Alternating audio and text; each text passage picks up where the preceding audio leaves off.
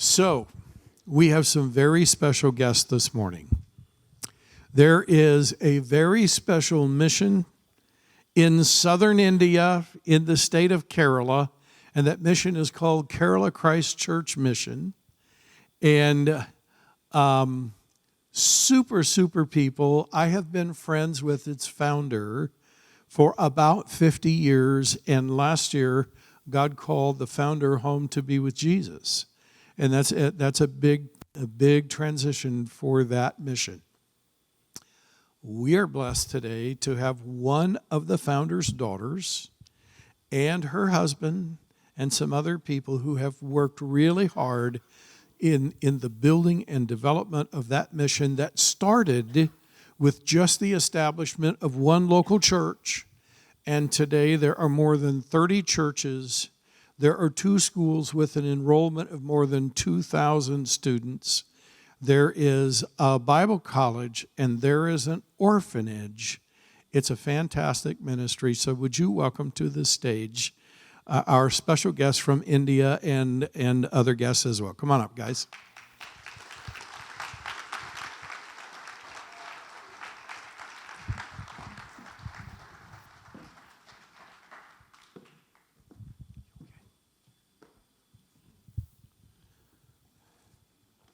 Oh, Lise, we're going to use one mic. Oh, you're getting her. Oh, yeah.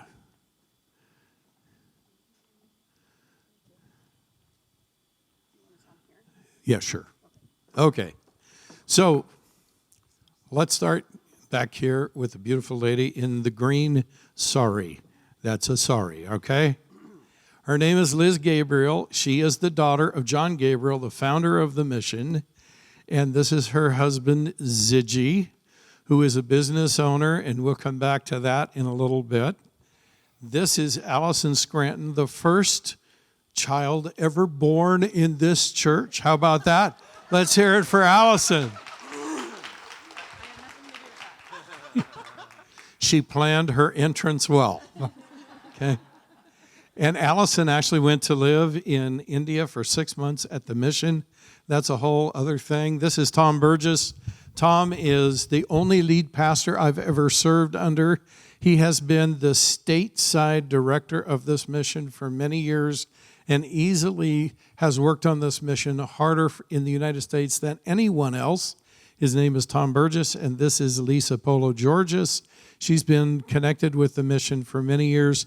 She sits on the board of GMI, as does Tom, which stands for Global Missions International, and it's the board in the United States that works with the board in India to direct this mission. And Tom is the only lead pastor I ever served under. So if you like me, you can thank him. If you don't like me, he's not at fault, all right? So we'll leave it at that. So would you welcome them all?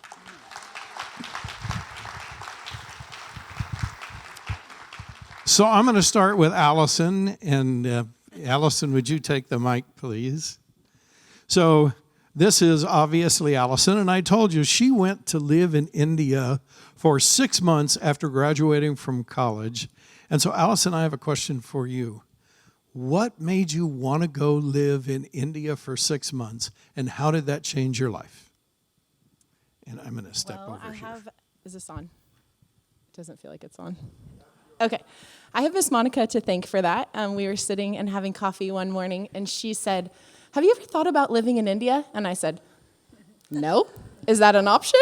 I've never heard about that option." And it was at that point that I began, and at that coffee, she kind of explained to me what that would look like and who had done that in the past for short periods of time. And it was at that point that I just began to ask God, like, what do you have for me?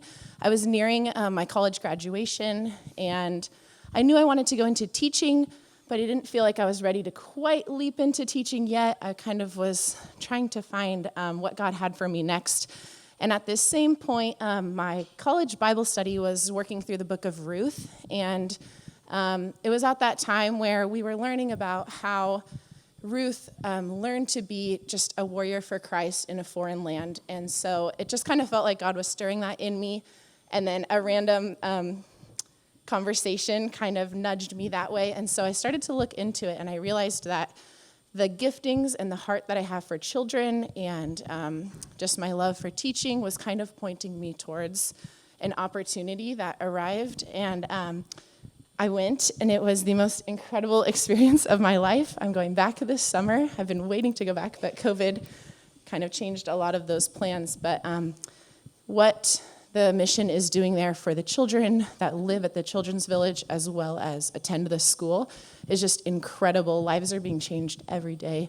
God is so at work in that community and in the state of Kerala, and all the church plants that have come from the initial church. We visited many of them, and they are just building an army for Christ in southern India, and it is so incredible to witness. Especially as like a young person who had really never been anywhere or seen what Christianity looks like in other formats. It just really opened my eyes to how much God loves his world and all people. And from the 6-year-old who just was the newest kid at Children's Village to people who were getting married and working in this field for so long, it was the most impactful experience of my life, and I'm completely forever changed, for sure. Thank you. All right, thank you.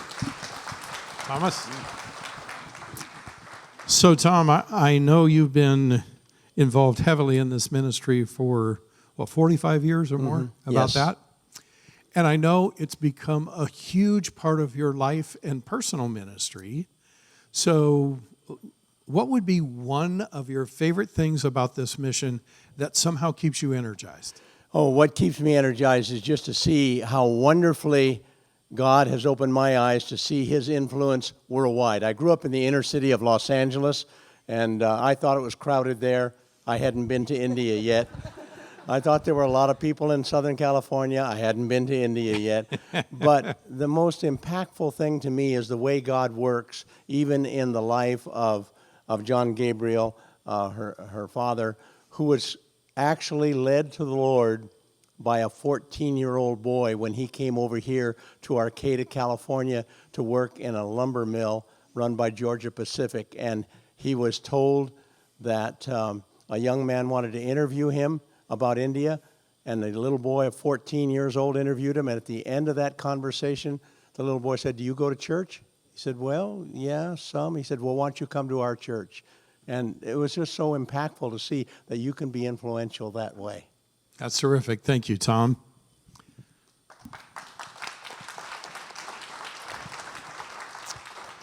Okay, Lisa, you have also been, you've been 3 times to India, and I know you've been really helpful in developing how English is taught in the schools over there. So what is it about that mission that keeps you energized and serving on the GMI board and getting ready to go back and do all those things? Well, clearly there's a theme because it's very similar to what Allison and Tom said. But I met Liz and Lynn when they came to their first trip to India or to America. You were maybe 2nd grade. I was maybe 4th grade. And so it was fun because, we got to meet people from across the world and connected. But the longer that we've been connected, the more I feel like we're the same family, just on opposite sides of the world. And her older sister and I are very similar, and Angela and Liz are very similar. They're just missing one tall, redheaded brother, So that connection is very, very dear. And then it's amazing to see God's purpose and what it looks like on the different side of the world, and to really feel like when we say church, we often think of a building, a particular place, a group of people, but it's so much bigger. And I love that portion of it for me. But I love the practical ways you're going to hear, it started with a church, and then it started with several churches, and then they saw a need for a school, and so her mother was the first principal of that school, and they founded this English-speaking school, which has just been such a blessing to their whole community. And then it's Children's Village, which is an orphanage, and you're going to hear other plans that are in the works, but they're just meeting the needs of their community in such amazing ways that it's so humbling to be part of. Thank you. Did I mention Lisa is our daughter? That's a really important detail. Yes, that's Monica's and my daughter, and we are very proud of her. All right. This is Ziggy. Okay, Ziggy. A very unique question for you. Not everybody gets to marry the founder's daughter. So, what's that been like, and how did that affect your life? Well,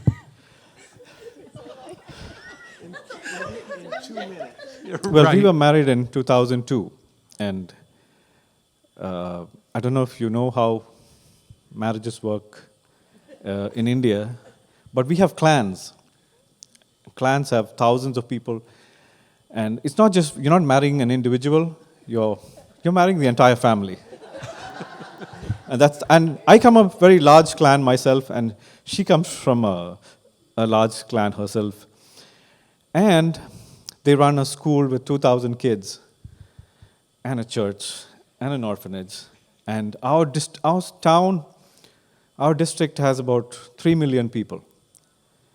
So that's a lot of people. So one of the things that has changed in my life is my social. I attend several weddings and funerals every week.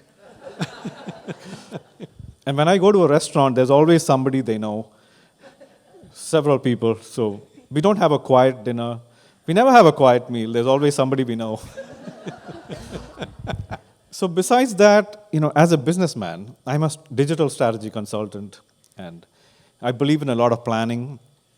And one thing I've noticed ever since I've married to her, and I got to know a lot of evangelists, I've noticed that I believe in planning and structure, and I see that with evangelists, there doesn't seem to be much of planning, but everything seems to get done. After we got married in 2002, Liz told me that she had a dream to set up an orphanage. And my first question was, "Do you have any experience in setting up an orphanage?" She said, "No." I said, "Do you have the money for it?" She said, "No." And I didn't want to disappoint her. I mean, it was a good thing. So I tagged along. We went to a few villages. We talked to a few families. And that's when I really found out, because I used to live in the cities and towns, and I wasn't really exposed to what village life was really. And I saw many people living in mud houses. And I saw, the reality of how poor people really could be. But we started picking out children from different villages, and that's how we started off. And to me, that was a big revelation, that you don't need planning.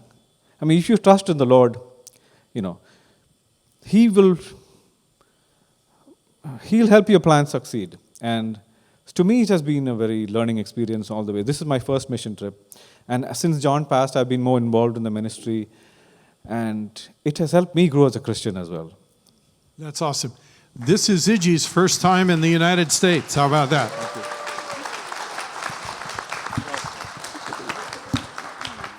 So, Liz, I know you have gone from being born into this mission as a little girl, and you've grown up, and with the passing of your father, you are now one of the co-directors of this mission, but you're also married, and you're also the mother of 2 very busy daughters. How do you do all that? Yeah, so me and my sister, as you heard, were born and brought up in the mission, and then while growing up, and then throughout all the decisions in our lives, like what to major in college or who to marry, everything dependent upon upon the ministry. Like it has to be useful for the ministry. That's for how we were raised. So, and you must have heard the saying, like it takes a village to raise a child, and then that's more appropriate in our culture, because like we grew up there, and my parents were setting up the school and the church during that time, and we used to eat from our our driver's house every evening, and then that's how my children also grow up. Like when they were children, I bring them to the children's village. They play with them and eat with them, and then we do our work. So it's like a team effort there. And then we have my sister and her husband and my mother. Everybody is in the same campus. We help out each other in everything we can do, and so it's a teamwork, and God's plan. The church is really involved in taking care of the children or the children's village, and so that's how it goes there. That's terrific. What a great answer. So I have one more question for you, and that is, how can we here in Petaluma, California, partner with you guys in Kerala? New Life has been a really important part of our missions all through. They've been sponsoring 2 churches for the last so many years to be self-supporting, and it takes almost $200 per month to support a pastor and the church, and New Life has been doing that. So that's one way you can help us. And then you heard about the orphanage. It takes $1 a day, we say, to sponsor a child, and we have multiple sponsors because it won't be a burden to one single sponsor. And you can pray and partner with us in our 2 new ventures. That's like, one is we've just started a digital ministry called the Crosstalk, and we are planning to set up a studio there so we can, like, in spite of our government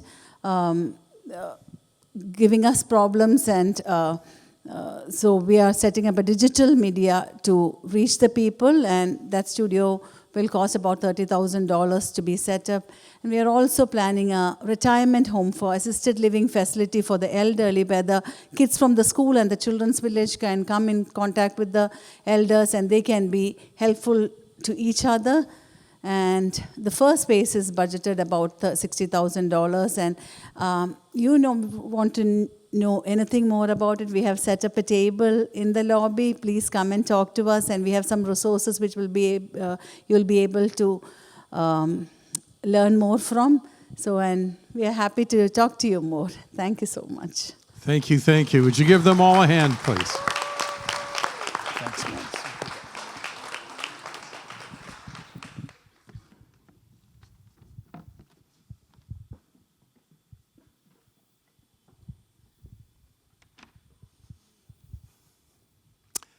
So that was fun, wasn't it?